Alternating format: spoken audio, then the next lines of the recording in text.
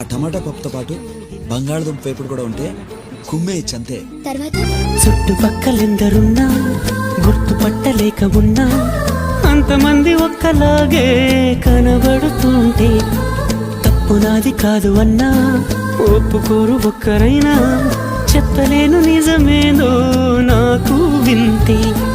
కళ్ళను వదిలెళ్ళను అని కమ్మిన మెరుపేదో చెప్పవ కను రెప్పలకే మాటొస్తే